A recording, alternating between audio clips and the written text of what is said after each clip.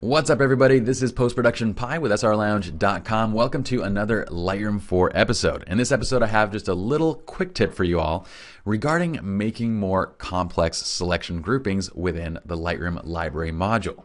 So what I have here is actually this texture catalog loaded up. We're working on an awesome set of custom handmade textures that we've been spending quite a bit of time on. It's going to be the end-all be-all to texture packs. But anyway, what we're doing is I'm grouping these up and I'm dragging them into these different folders based on the texture type. So right now, anything that has basically a floral pattern to it, I'm selecting in my little selection grouping, and then I'm dragging over to this floral folder, just because I want to create a really nice organization and system to this. But as I'm going through, I'm holding down Ctrl or Command on a Mac and left clicking each of these images that I want to add to my selection grouping.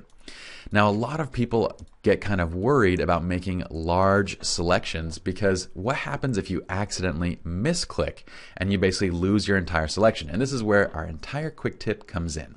So let's say, for example, I've gone through and I keep selecting and I'm just selecting all these images, and right down here I forget to hit Control when I click. So right here I have 16 selected. When I click, I go, oops, I forgot to hold down Control or Command when I clicked, and so now I just create a new selection, and all the previous ones that I'd selected and haven't dragged into the floral folder are now deselected.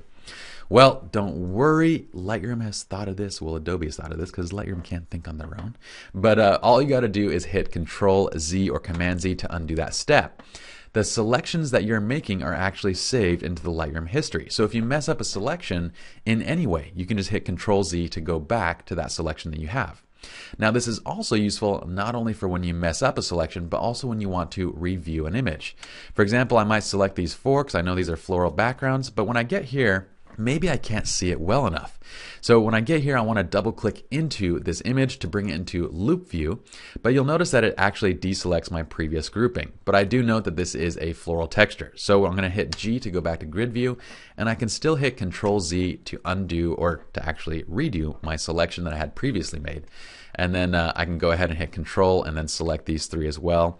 Once I'm done with that selection, I can drag and drop it into the floral folder over here, and it's going to move all those textures for me at once.